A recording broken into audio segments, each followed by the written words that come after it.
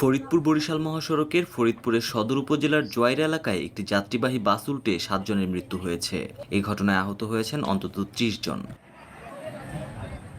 Faridpur medical college হাসপাতালে দায়িত্বরত পুলিশের সহকারী উপপরিদর্শক মোহাম্মদ মহসিন হতাহতের খবর নিশ্চিত করেছেন, তবে নিহতদের পরিচয় জানাতে পারেনি পুলিশ।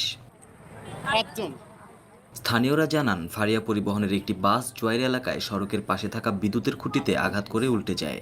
আশপাশের লোকজন হতাহতদের উদ্ধার করে হাসপাতালে পাঠায়। ফায়ার সার্ভিস জানায়, দুর্ঘটনার খবর পেয়ে ঘটনাস্থলে গিয়ে বাসের নিচে চাপা পড়া কয়েকজনকে উদ্ধার করা হয়েছে। উদ্ধারকৃতদের ফরিদপুর মেডিকেল কলেজ হাসপাতালে পাঠানো হয়েছে। ফরিদপুর হাইওয়ে পুলিশের সহকারী পুলিশ সুপার মাসুদ আলম জানান, বাসটি দ্রুত গতিতে অপর একটি যানকে ওভারটেক করতে গিয়ে নিয়ন্ত্রণ হারিয়ে দুর্ঘটনার শিকার হয়েছে। আমরা প্রাথমিকভাবে যেটা ধারণা করছি যে ওভার স্পিডে এবং ওভারটেক দুইটা একসাথে, ওভার স্পিডের সাথে ওভারটেকিং করার কারণে সে তার লেন্স নিয়ে চলে গেছে। যেটা আমরা দেখতে পাচ্ছি, ডানে নামাই দিচ্ছে।